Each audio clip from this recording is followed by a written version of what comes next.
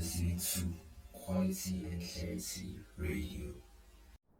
What is going on, lovely people of South Africa and the rest of the world listening? I go by the name of Dimisha Matsakhane, and you're tuned into Quality and Clarity Radio.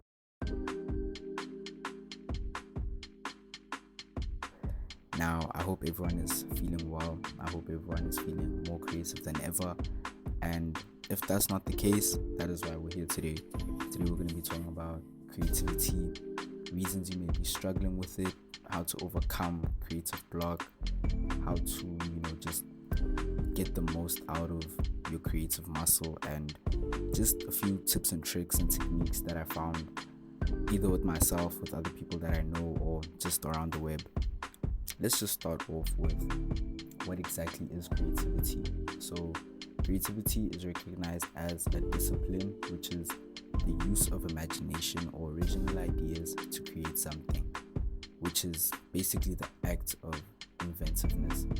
And a lot of people who struggle with stimulating their creativity may not know how it actually works or how it is activated, I guess, in the mind. But what I learned over time, what I discovered with other people that I knew, what I heard a lot over, interviews and artist development, is that artists develop creativity from experiences. The more experiences you have, both as an artist and as a human, the more ideas will flow towards your artwork. And by artwork, I'm not talking about any painting, whatever. This applies to any broad art form, music, fashion, visual arts, whatever the case is. This can apply to you. So in order to generate new ideas, you have to spend time investigating the experiences you have. Because at the end of the day, most of the music we listen to is influenced by someone's story. It's them kind of trying to encapsulate their story within a song. What I heard earlier today was that, Frank Ocean doesn't normally see himself as a musician. He sees himself as a writer within a musical background or a musical environment. So what a lot of people do is they will have experiences, good or bad, traumatic or memorable, and they'll lay it down as a piece of art, whether it's music, whether it's fashion, whether it's writing, whether it's visual arts, whatever the case is, they have to kind of express themselves in some way or another, and art is kind of just the most constructive way to do so, either for themselves or for the listener, consumer, viewer, audience, etc. And what a lot of people don't realize is that it's kind of hard being such an amazing artist if you don't really have experiences that you can speak about, or you don't give yourself time to collect all of these experiences and thoughts into laying them down. Because a misunderstood part of art is that you just need creativity and that's all. No. The peak of creativity has to come with human experiences. You have to let yourself go through life, because at the end of the day, art is an expression of life. Art is how many people around the world, around the galaxy, around the universe express themselves in a way that can help them, in a way that can help the world evolve. Because a world without art is a meaningless life, because I feel like I resonate a lot with what Jean-Michel Basquiat once said. I also read this quote earlier today, was that paintings decorate space, music decorates time. So life would kind of be bland without art, right? It would have a lack of flavor, it would have a lack of character. But I also do feel that art is non-existent without everything that comes with life. I feel as though everything we experience as human beings has to come into play when, we talk about life having character and art being important. Because at the end of the day, art is non-existent without the joy we experience, without the pain we experience, and it's very much necessary for us to realize that both pain and joy are constructive materials when it comes to the creative space. Because being in such uncomfortable or comfortable areas, you kind of just really realize your surroundings. You become more self-conscious, and that sense of consciousness is what drives you into becoming a creative being. To be creative, you have to be able to observe your surroundings. You have to be able to understand what is going on around you. It's gonna be very hard for you to kind of lay down what you want, or lay down the message that you want to portray for your listener or your audience, if you struggle to take in what is going on around you, whether it's in your head or it's in the physical environment that you live in. And that's where I think authenticity comes into play, or rather not authenticity but individualism. It's kind of where we start to think to ourselves that everything, I say this a lot, but everything in the perceivable world is subjective, which is why I say that to be creative, you need to be a good observer, right? And I'm not saying that people who struggle observing their surroundings aren't creative. There's a lot of people who I've met that are beyond creative but don't really understand what's going on. But it's still a necessary guideline to use. You know what I mean? So drawing back to my previous statement is that, as everything in the perceivable world is subjective, I think it's important that we realize that that's where perspective comes into place. Everybody has their own outlook on life. What makes other people happy may make you cry. What makes other people cry may make you happy. But at the end of the day, that's why we have ideologies such as self-expression, because being able to express your own experiences alone is a factor to creativity.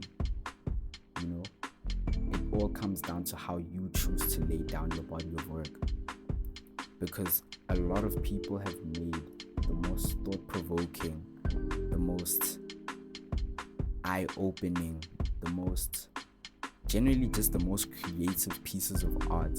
All of those people have been through a certain extent of joy and an even larger extent of pain in most instances. Being an artist will put you out of your comfort zone. It will put you in a very uncomfortable place. And I don't want to say an uncomfortable situation, because being an artist isn't an occupation. It's a state of mind. It's a way of life. It's a lifestyle, genuinely. And I think that it's not something you do. It's something you live to do. You know what I mean? And when I say it's something you live to do, it's something that it kind of turns everything around. It turns your world upside down. You start to view things differently, because everything that happens around you and everything you experience has to be taken down as a reference to what your art is like. And I'm not saying that you have to observe literally everything, but you need to understand that being able to reference anything and turning it into a body of work is not really a talent, but rather a skill. And like any skill, it can be improved, right?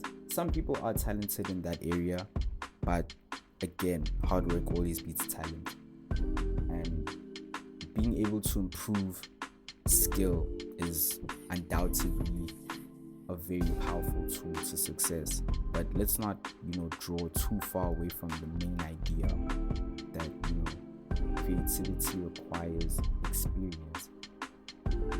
So how do we investigate these experiences that we have into laying them down into a body of work? Now, when we talk about experiences, let's not think too much about, our life in general, but rather inspiration. How can you take inspiration from anything? You know, how can you take that inspiration and put it into an art form of your choice? It's very challenging for a lot of artists to kind of think about this, because many people may be struggling to understand what is going on around them. And again, this is why patience comes into play. The importance of patience as an individual, not only as an artist, is something that will never be able to, nobody will ever fully explain it, because the ideologies and the concepts behind that one idea are endless. But back to what I was saying, in today's world, creativity is a process. There's nothing wrong with that, but I just feel like it's becoming a trend rather than an actual passion. It's the cool thing to be an artist now. But people don't realize that being an artist is painful and creativity is a process. So let's just take a practical example of why creativity is a process, right? Let's take painting, right? If you want to paint birds, you have to have an understanding of, those birds. You must watch how they move, discuss them with knowledgeable professionals, view other artists' work of the same subject. These are the things that will increase your creativity towards the thing you wish to paint, right? Because in that same example, if I was to paint this bird, I'd have to understand its motion, its range of motion, the colors, the reason it has these colors, because of its environments, right? Then we need to understand its environments. But at the end of the day, I'm just painting a bird. But to paint this bird is such a process. To get to the point where I can paint this bird is such a learning experience, which draws me back to the first idea, right? How you need to have experiences to lay down a body of work or a body of art, right? You need to have experiences that you can reference while creating this body of art. And the key word in that phrase is creating, because to create something, you need creativity, right? Because creativity is the driving force to create, which is why creativity is such an important factor in every artist's direction, right? But let's just take a few tips, really, of how to improve creativity. I feel like the first point I can give is trying new things, right? Because trying new things obviously opens up your perspective, thus widening your point of view in anything. And from there, it stimulates your creativity. You start to have ideas of different things that you weren't comfortable thinking about before, or you just weren't in the right space to think about. Because one of the reasons we feel less creative or out of ideas is due to the fact that we aren't experimenting enough with the ideas that we do have, right? To learn how to. And with all of that being said, I do feel like humans have such a powerful tool, which is the brain, which becomes used to your habits, and it absorbs whatever information you feed it with, to the point where you can kind of control the output that you receive from your creative muscle. The books you read, the music you listen to, the shows you watch, the interests you take into consideration, the people you have around you, the information that you let your brain absorb. That's all what's going to control your creative output. And luckily for us humans, we have control over that. We have control over the music we listen to.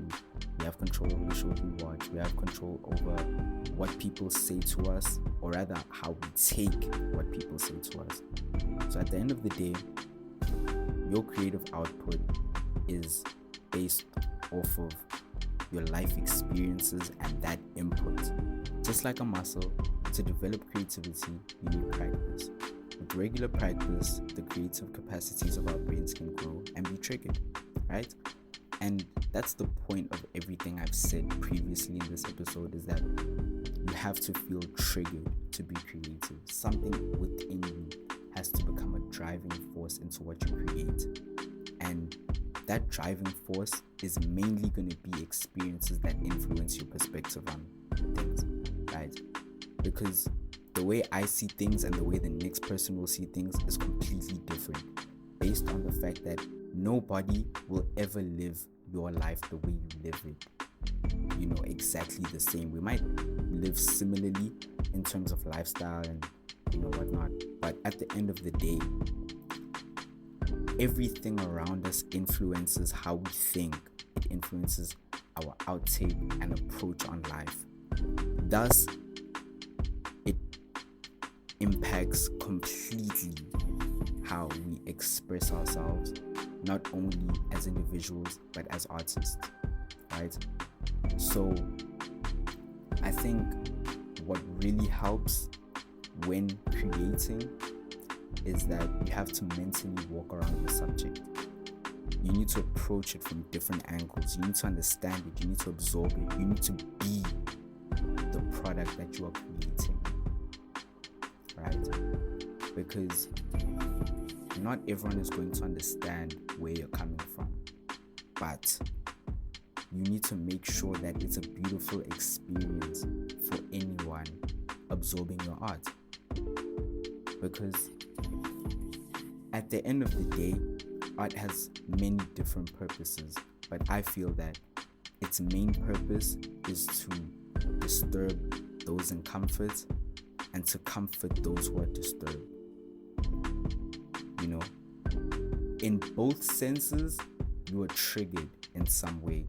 It should provoke you into having a thought or having an action. And that is all I have to say for creativity. And all I'm going to leave everyone with is that creativity is a process. Creativity takes time. Creativity is not something you can rush, but it's something you can train. And if you are struggling with creativity right now, all you have to do is live your life and understand your surroundings and absorb everything as a reference to what you create. If it feels like you're going in circles endlessly trying to create the perfect piece of art, that's why art can often be the enemy, when art should actually be what you hold dear to your heart. That's why the word art is in the word heart, because it's what comforts us, but it can also be what disturbs us. At the end of the day, it all boils down to what your approach is and what your perspective is to someone else's creativity, which is why creativity is what makes us unique, and it's what it separates us from everyone else. So in that sense, something as powerful as creativity cannot be produced overnight. My name is Dumisha Matsakhane, signing out for episode 4 of K&K Radio. If you enjoyed this episode, please do like it, please do share it with friends and family or other fellow creatives in your space. And at the end of the day, remember, the point is to create, not to destroy.